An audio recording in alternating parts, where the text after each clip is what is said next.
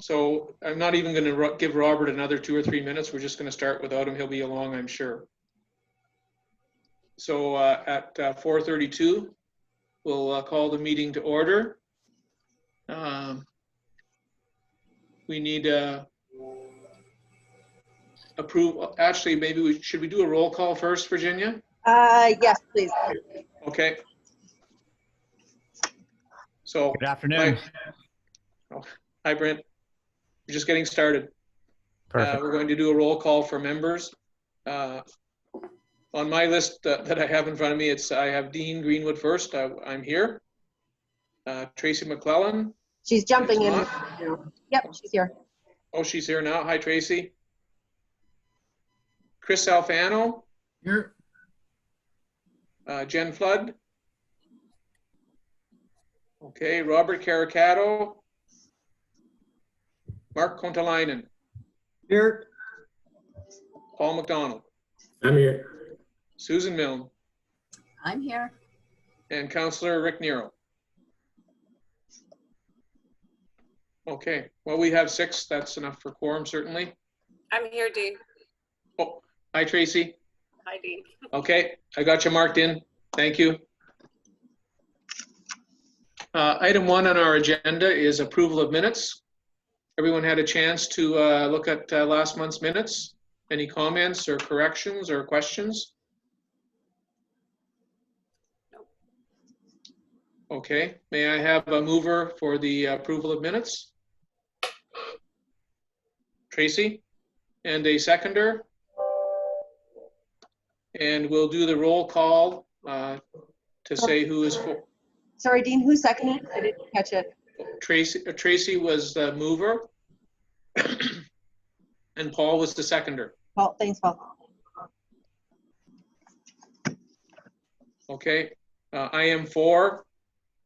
Tracy, are you for or against? I'm for. Chris? For. Mark? For. Paul? Or Susan? Susan, are you for or against? For. Thank you. Okay. Or. Oh, guess who? Hi, Robert. Hi. Could I make one point on that, Dean? Yes. I don't think Paul was at the last meeting, so I don't think he can move or second the minutes. that's right. I All wasn't right. at the last meeting. Yeah, you're right. I wasn't either, folks, and my name's on there as well. I wasn't there, so I didn't know you weren't there, but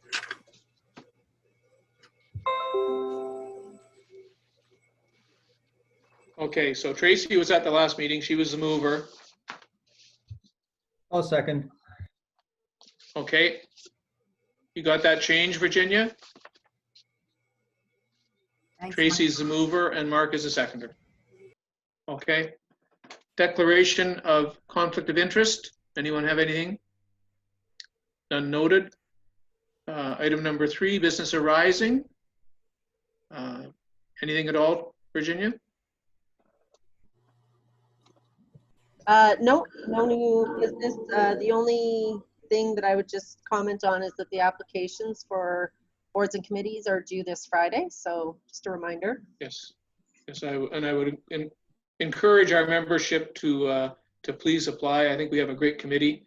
It's some pretty exciting, unusual times, but it's good to have you all. Item number 4. Well, I got one comment about that.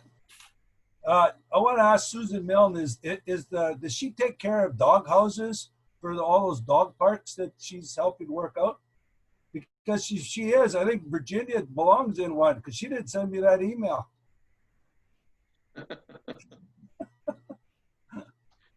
That's okay. Go ahead. I'll let Virginia respond if there is a response. Thanks, Susan. Thank you. Okay. Okay. Go ahead. No more comments. Item number 4, our Parks and Recreation Advisory Committee projects. The first item, the STAC update. STAC has not had any meetings in October, November, and I had a list of things that were going on in the community, more along the lines of the Sioux Cycling Club's effort to construct a trail, a 3-kilometer trail in the Finn Hill area. But I think that the best thing to do is, I don't know whether everyone saw the publication on Sioux Today today. It came out about lunchtime, and it's very thorough and talks about how they have developed a partnership with the city. Basically, City Legal is on board. They've met all the criteria that way. And now what happens is there'll be a report going to council in January to get final approval to go ahead with the project. Once they do that, then they will kick into gear their fundraising program, because the cycling club is providing $150,000 to develop and build this trail. Robert?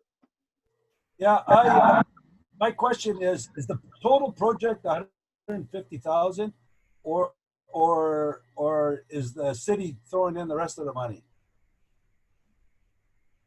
I cannot answer that, Robert. My understanding is to construct 3 kilometers of trails, a professional builder would charge about $150,000. Because I don't see Rick Nero on the video here today. Yeah, I think really speaking, and I'm not sort of speaking in terms of things that haven't happened yet, but essentially the city will take over some of the monitoring and looking at the trail. The cycling club is going to pay to have it built, and also partner and do some of the maintenance as required. But the city is putting it into their parks budget to investigate and monitor it on a daily basis. Is that right, Grant? My question was, are they going to be able to put the money in towards the capital cost of it? I'm not saying pay the whole 150,000. That's a lot of money for the cycling club to raise. I hope they get it, but if they fall short, I would hope the city would, help out and put the difference in, whatever it might be. That's why I was hoping that Rick Nero was here, so he'd hear what I have to say about that, and maybe he can bring it up when they have the council meetings or the budget meetings. Yeah, I know that the cycling club initiative, they are hoping to and intending to raise that money. They have a number of things planned in the new year, and they're just waiting to put it all in motion once they get the final approval from the city to construct the trail on city property. Yeah, well, I hope it all works, because I like it. I attended as well as you did that night. I liked everything I heard. I think that's a great thing to do. And actually, I think, Robert, neighbors adjacent to the trail are expected to donate quite a bit of money to the trail. The neighbors? You. Me? Yeah, I'll throw in my 2 cents. Okay. Okay. So anyway, as I say, if everyone just takes the time to read that Sioux Today article, it was well done. It explains things. And some of the fundraising that the cycling club are planning to do is they're looking for a title sponsor for the trail. They're looking for corporate sponsors for individual trails and trail markers. They're going to sell prints that are created by Naturally Illustrated. They have a spring bottle drive planned, a spring gear swap, and then their big funding thing that they expect they'll raise the money is by selling a meter of trail. So you can buy a meter of trail for X amount of dollars, $50 each. And basically, if you look at a meter of trail based out over the 3 kilometers, that if they were to sell all of that, that's $300,000.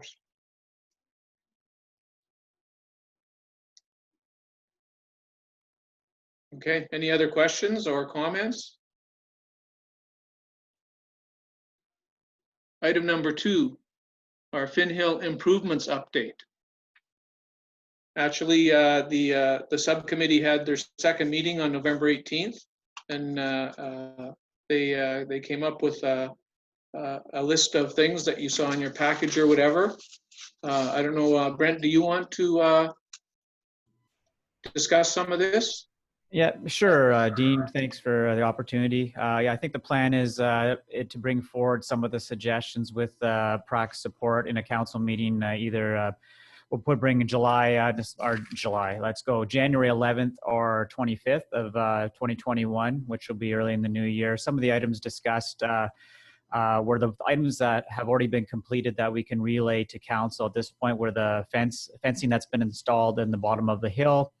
The increased parking lot has been expanded by a third at this point. There's also been the lighting that's been installed and pointed towards the hill.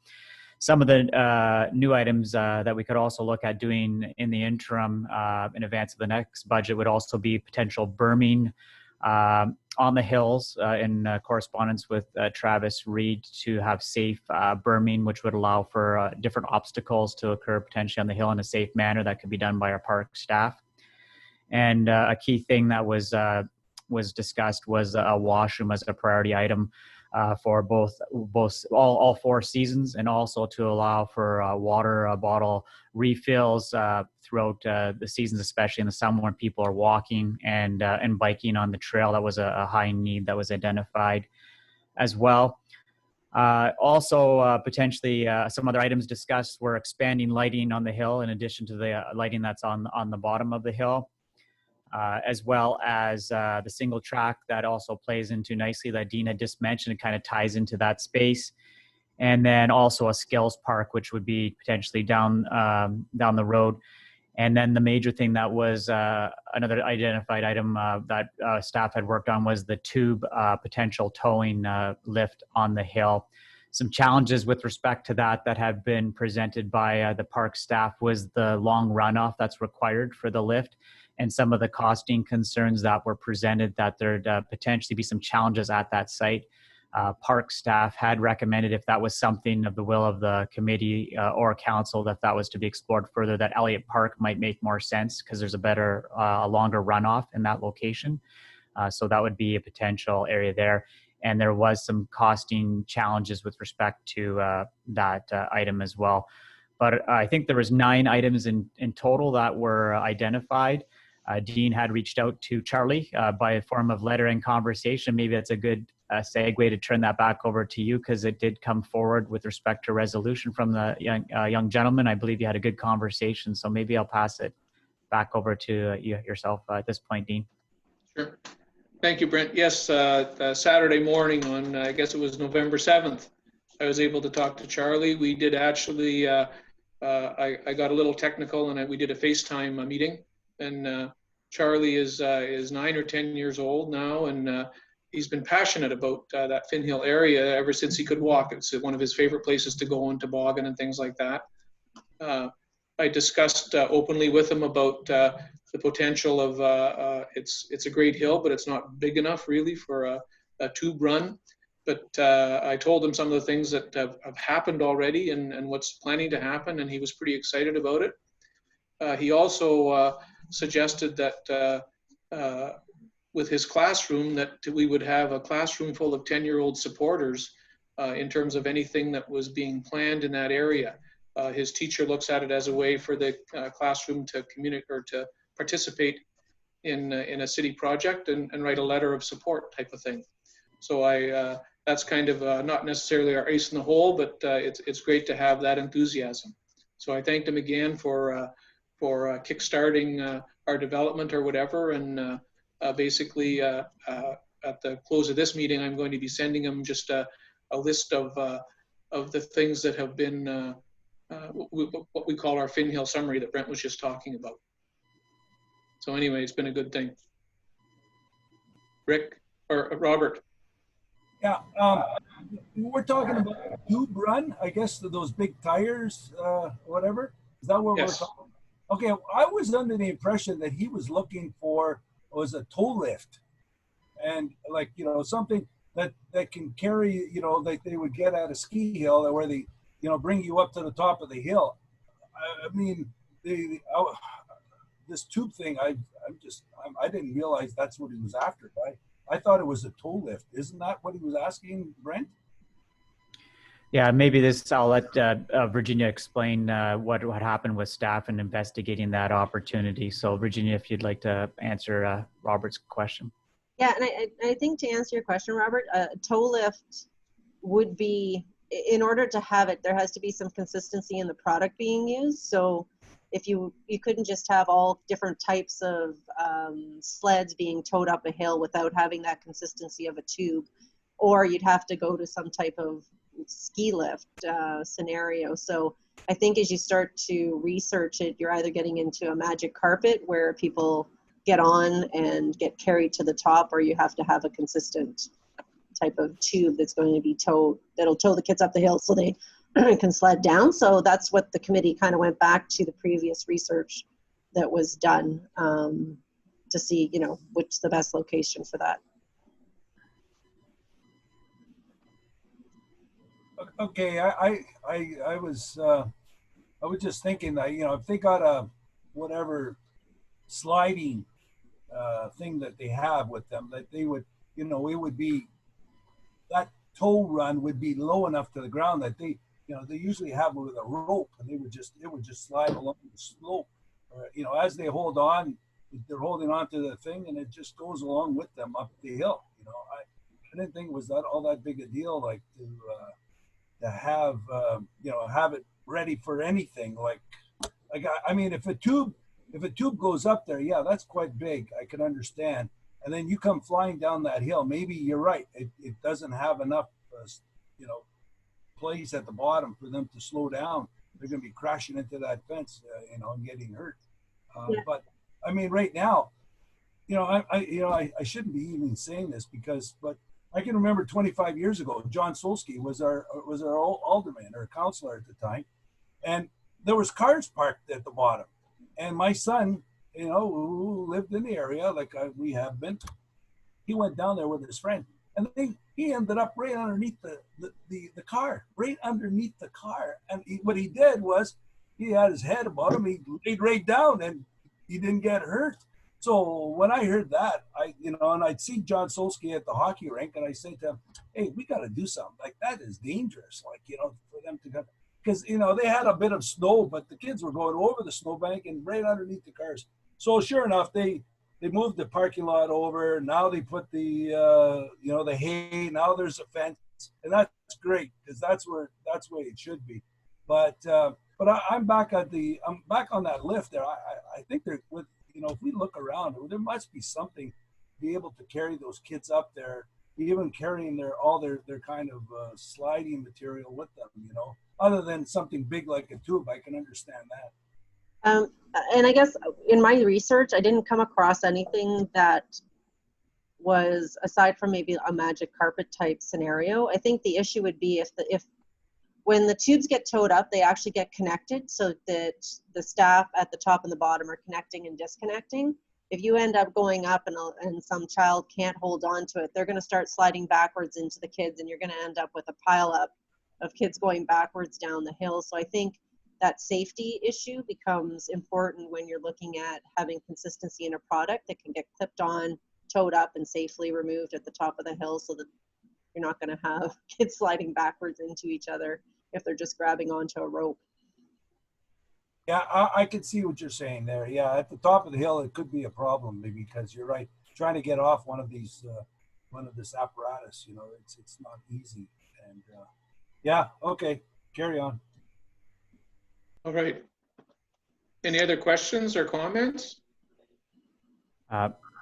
Dean, just on that note, then, if everyone's comfortable with that, we can provide an update report to council in early January for that discussion. Is that something that we'd want to recommend from the PRAC committee based on the working committee? I think so, Brent, and I think I'm just going to do a little bit of research over the weekend and just see the cost of a surface lift, like a conveyor belt lift, like a magic carpet. Although I know they're fairly expensive, and then you have, of course, you need two operators, one at the bottom, one at the top, every time that lift is running. And basically, as I say, it's hard to have something designed that would work both for toboggans and skiers and snowboarders or whatever. But what we'll do is just, I'm sure we can come up with a price on elevation, distance, and things like that, the approximate cost of a conveyor belt. And that might pacify Robert. And actually, I talked to young Charlie about the lift, saying that, you know, Charlie, you'll be in better shape for running and playing soccer and everything if you walk up and down that hill. And of course, his comment was, "Well, I know, but you got anyway." Yeah, that'd be a fulsome list there, Dean, with respect to having that. And you'd have that as another additional item that would put like 10 items on the list that are pretty solid items that have been reviewed as part of the working committee, and a good fulsome list to support a report back to council on. Okay. I did have a resolution prepared that, if you're comfortable, that we could include potentially in the council report. So it was just resolved that the Parks and Recreation Committee approve the recommendations of the Finn Hill Working Group as presented, and that a report be prepared for City Council outlining the recent improvements, work in progress, and future priorities. Okay. May I have a mover, please? I'll move. Okay, and a seconder? Tracy. So that was Susan and Tracy. Okay, I'll just read our list. We have another member who joined us, so we're asking for a for or against on the proposal, or on the motion. Dean is for. Tracy?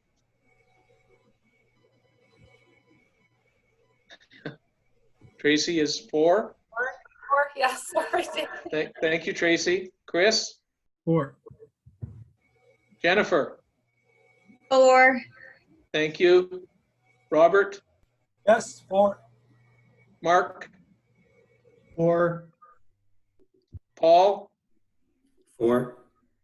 Susan? 4. And Councillor Nero is not here. Thank you, everyone. Okay, item number 5 in our agenda, outstanding items or resolutions. Do we have anything, Virginia?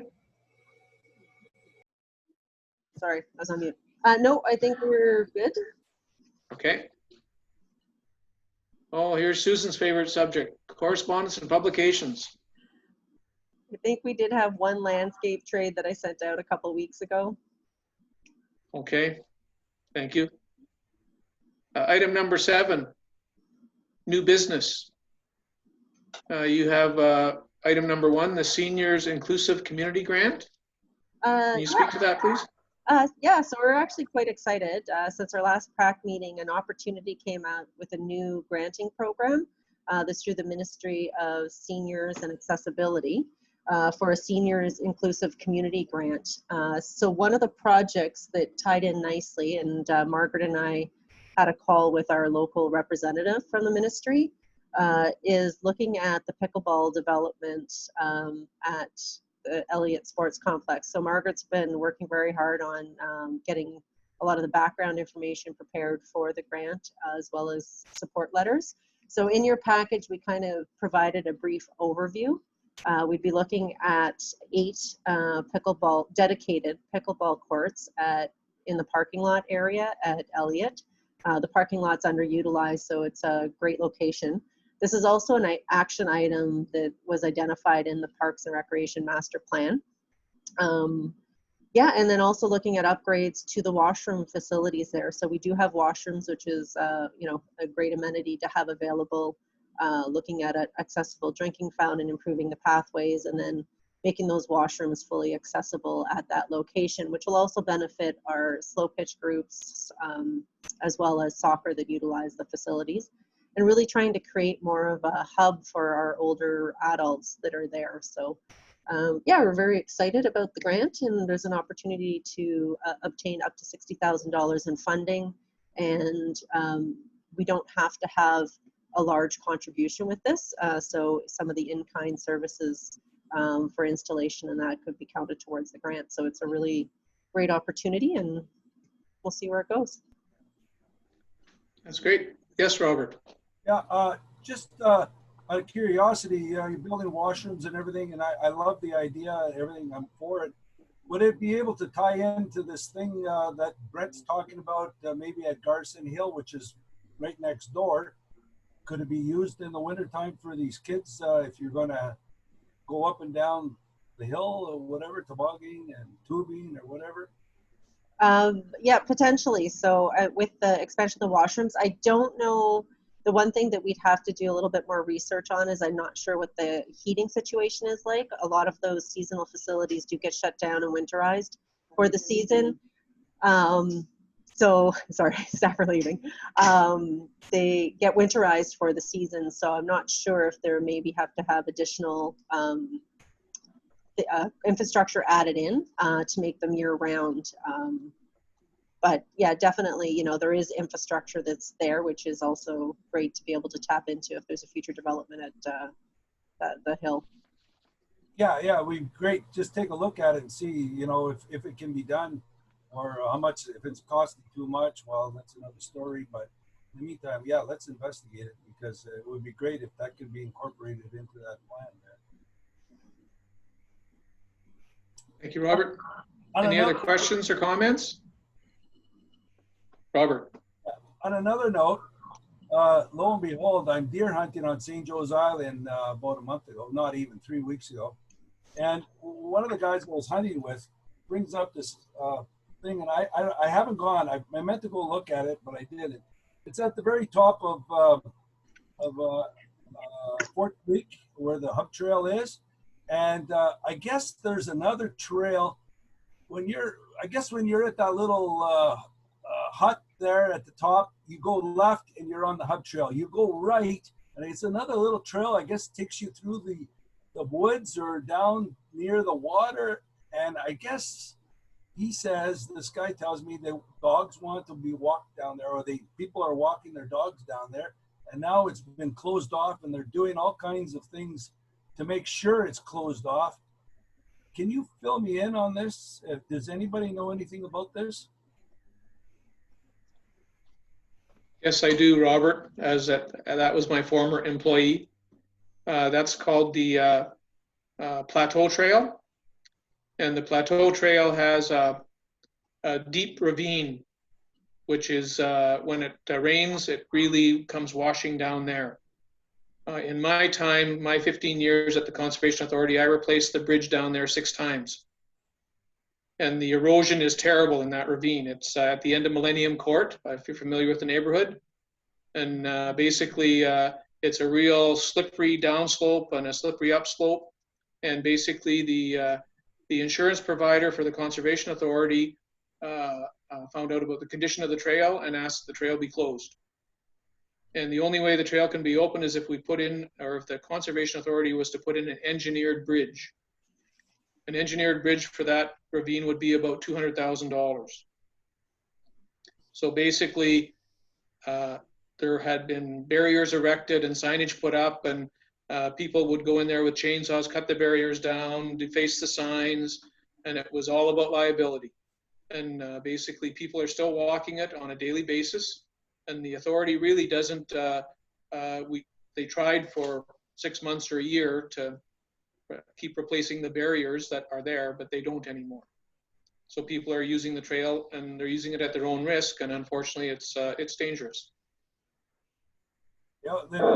You know, I understand, and I thanks for the filling me in on that, because, you know, all I got was, you know, why are they closing down this dog walk trail? You know, and I didn't, like I said, I hadn't looked at it, I haven't walked it, but it doesn't sound like it's the best place to walk your dog. But you know, the liability if they continue to do it, like I have a feeling there might be something might happen, and it's not going to be nice. And we got to either somehow really close it off, or open it up, spend the $200,000 or whatever, and make it so they can walk it. Personally, I don't know why they just don't walk along the up trail. I mean, it's beautiful there. So that's all I got to say about that. Yeah. Well, that's the story, Robert, and it's unfortunate, but people like to walk around that trail because they can do a loop around the reservoir. but basically it's officially closed and you're not supposed to use it. You're not supposed to trespass on it, but they do. Thanks, Dean. Okay. Hey, Dean. I have a quick question for staff. A lot of people I know have been asking me this question. Are the outdoor rinks going to be open this winter? And if they are, I think I know the answer. If they are, will the rink shacks be open? Okay, Brent. Your ears must have been ringing, Mark, because we're actually working on this afternoon with respect to the plan, working together with community services and the Parks Department, having a plan. We will be in touch with Algoma Public Health as well. That's how we've been working with this, Mark, on all of our facilities through the pandemic. We make a plan internally, and then we share with Algoma Public Health. We collaborate, and then we implement from there. So that's the process we're in right now. So we're just working through that at this point.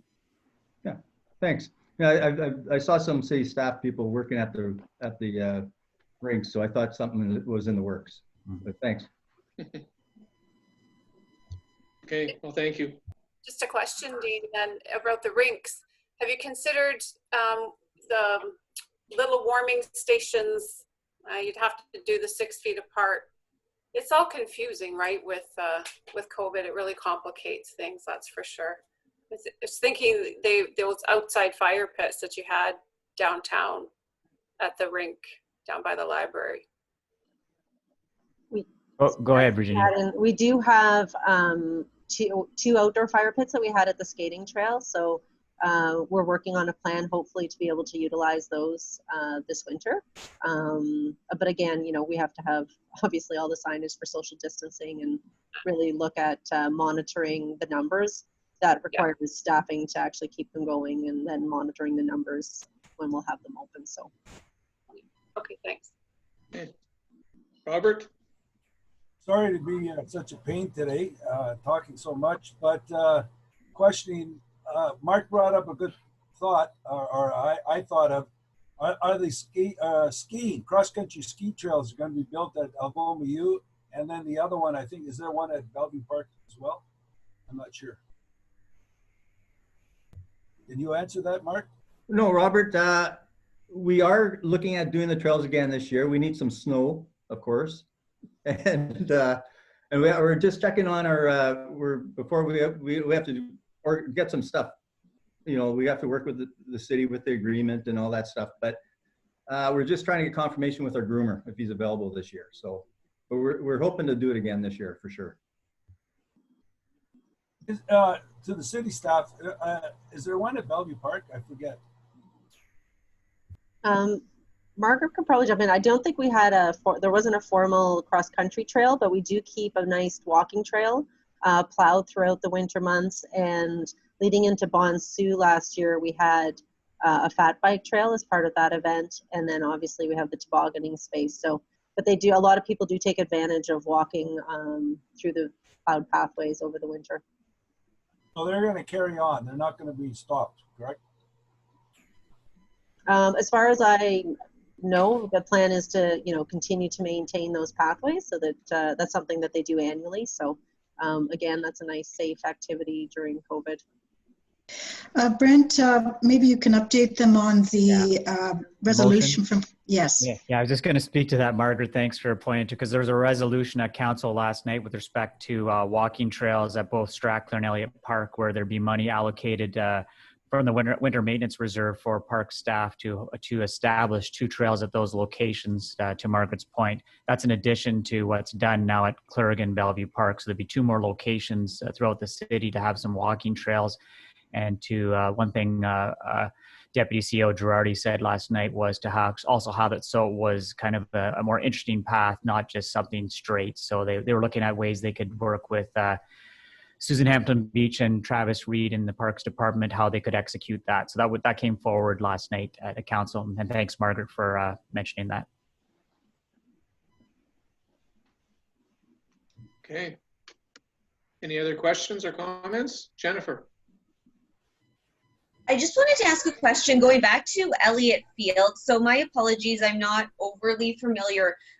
And I'm sorry if I missed this in the proposal too, but just wondering if any shade structures will be built or provided in that area as part of some of the updates, or if they're already there and in good standing.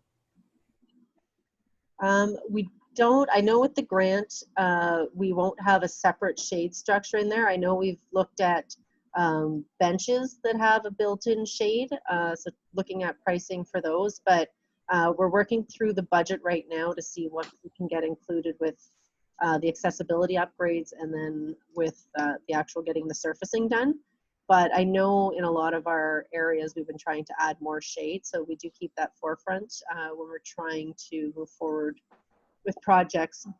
Simple ways that we've done it too is, you know, when we know we're going to have large groups there, not that we're having large groups during COVID, but you know, if there is, we've had umbrellas and picnic tables and that, especially if we're going to be doing any senior programming at that site, we would have our summer students assisting with making sure we do have a shaded area if we're running programming.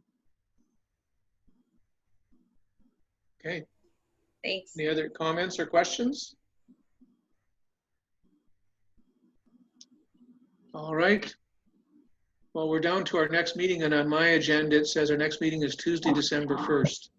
Sorry, that's my fault. Anyway, I just wanted to take this time to thank the committee for persevering through our COVID times. And we have a great group here, as I mentioned earlier, and I hope you all enjoy a fairly good Christmas holiday. I know it's going to be very different for a lot of people, smaller groups and things like that, but I just wish you a happy new year, and thanks for all your help. Thanks, Dean. See you. Okay. Holidays are on. Happy So I holidays. guess now, Happy holidays, everybody. Merry Christmas, everyone. Happy New Year. okay, now we need a motion to adjourn. Who would like to move that? Susan, and Paul is a seconder. Sitting here Okay. in the dark. So Robert, do you have something else to say before we go? No? Okay. All right, thank you, everyone. Thanks, Make sure you get your application in for the committee, please. Okay, see you now. Bye. Bye. This is the Queen's wave, okay? Bye. Bye-bye.